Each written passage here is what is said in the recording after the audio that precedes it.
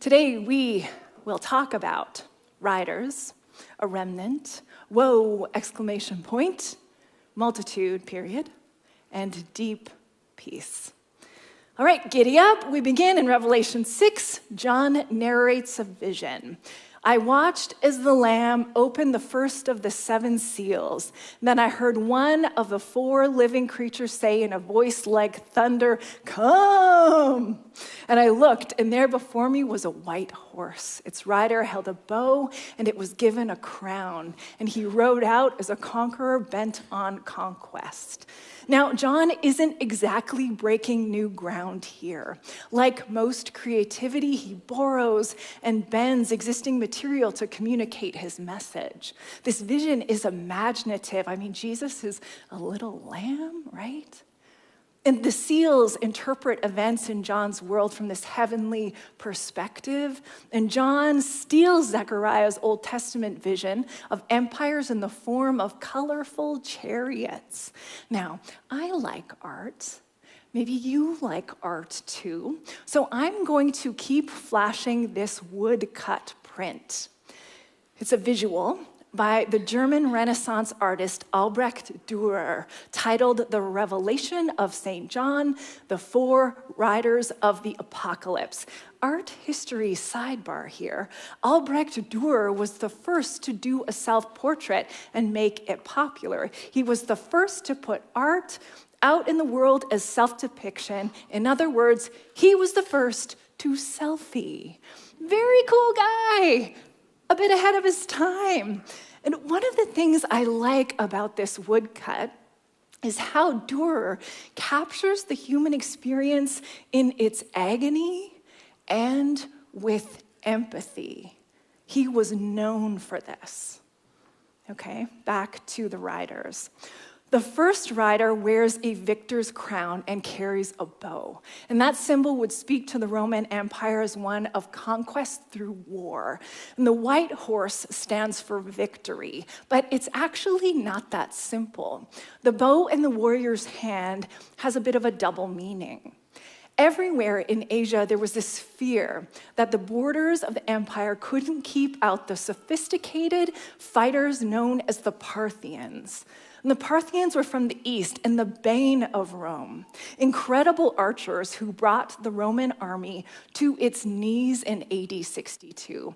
All this to say that while the first rider stirs up war, it's possible that the rider is not only conqueror, but taken to its inevitable conclusion, conquered. In a world defended by violence, you can't stay on top forever. As a public service commercial from the 1990s used to declare, violence makes victims of us all. And it worked, because I still remember that line. So let's move on to the second rider, starting in verse 3. When the Lamb opened the second seal, I heard the second living creature say, "Come!" And I am going to keep doing it like that every time, so you're welcome.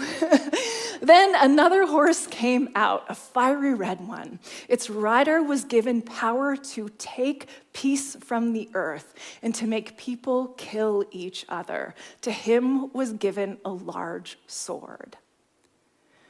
The rider and the red horse are a critique of Rome's version of peace, the Pax Romana.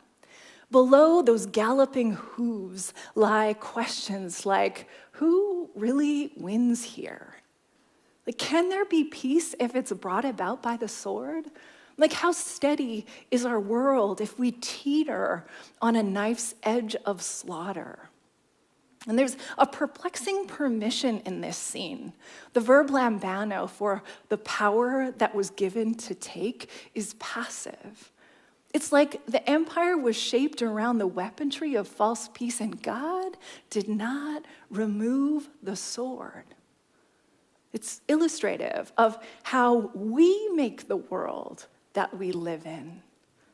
That as persistent as God's love and grace and peace are, we marginalize that which is good and we center that which is violent. We do that. In Jewish thought, the end of time would include the disintegration of all human relationships, like totally losing our way toward one another, finding ways to kill and not care. And before reaching a conclusion, it would seem that God lets us. Okay, let's check in. How are we feeling? Do we feel a little tired, like exhausted by these riders? The 4 horsemen of the apocalypse have captured our imagination for centuries because we know something of their chaos.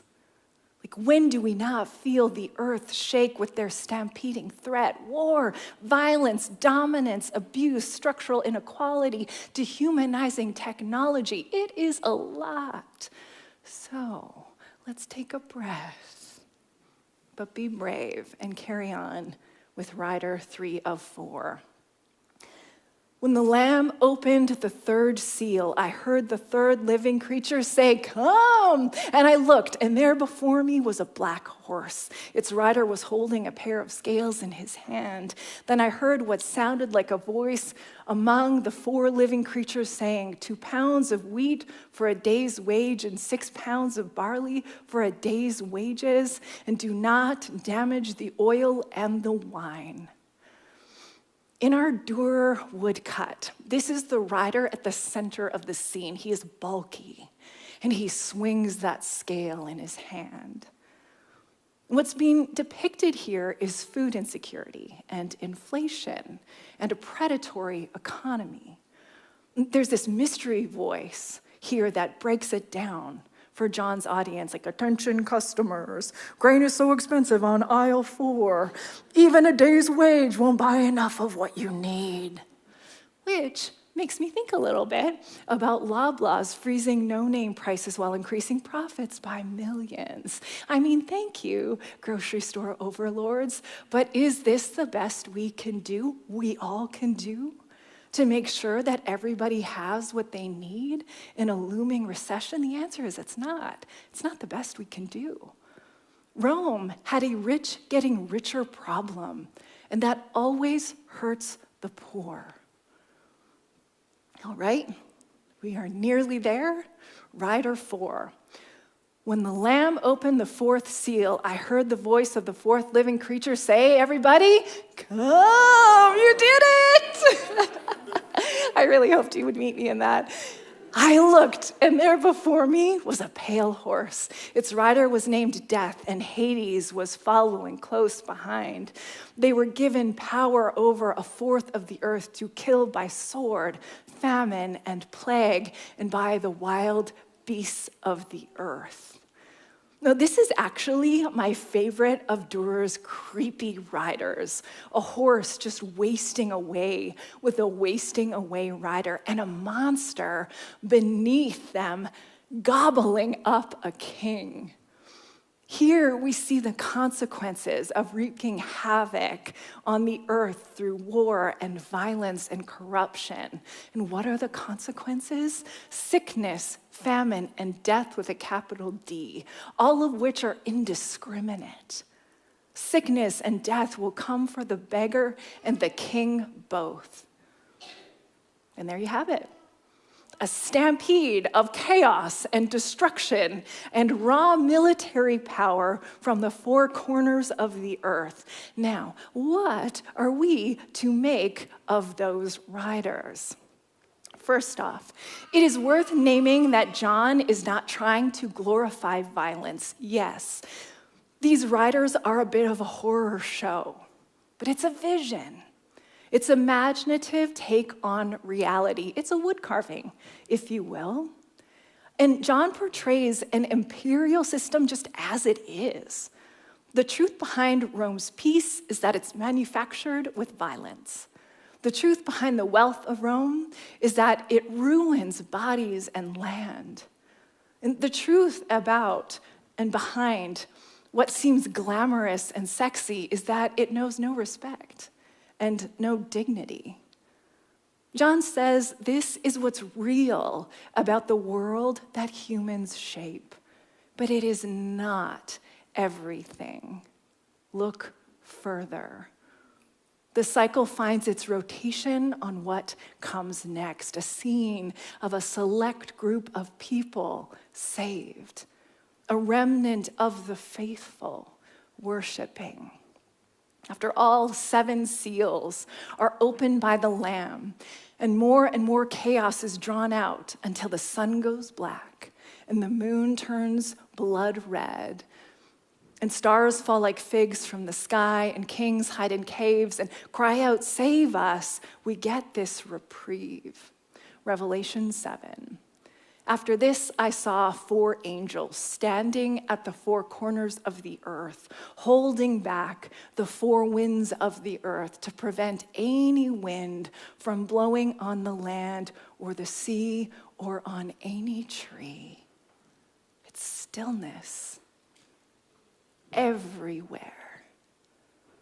Then I heard the number of those who were sealed, 144,000 from all the tribes of Israel. An angel places a seal of belonging on each person in the tribes, 12,000 from Judah, 12,000 from Reuben, 12,000 from Gad, and so on until it adds up to 144,000.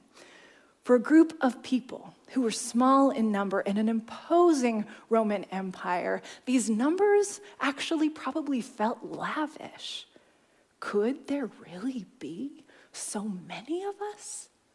Could me and my friends be saved from the forces that destroy?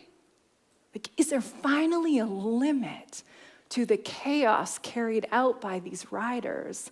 I wonder, though, if you're justice-oriented, and I think that you are, do you ask, is this really good news? Is it enough that 144,000 are saved? Why are so many left out? Maybe you know this suspicion, these questions in yourself, especially if you've been around a version of Christianity that says, just stay in your holy huddle and point fingers at what's wrong with everyone else. Whatever you do, don't get mired by the mud of the world. And I always had a hard time with that message that was handed to me in Christian culture, especially when I was young and trying to figure out what it actually meant to be a Christian. And I'd grow up to find that the world was sometimes kinder to me than the church, especially as a woman. And I refuse to believe that that was the capital C church, as in this alternative community that Jesus started. But holy huddles aren't really Jesus's jam, are they? Sure, he had these close friends, but he had an inclusive vision of the world. What's happening here in Revelation is an interlude.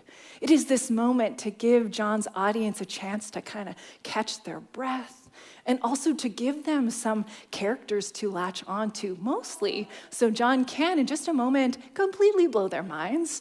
So for a second, they are allowed to believe, yes, this is our club, this is our story with common tribes and this very secure head count. But John's not finished. Remember, we are in a cycle. John likes to play with expectations. He brings us right to the edge of despair. He lets us feast on our own apocalyptic fantasies, but then, right as we are about to lose hope, he wows us. Just wait till you see what comes next.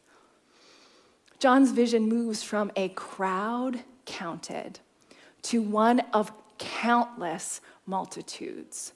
Chapter 7, verse 9.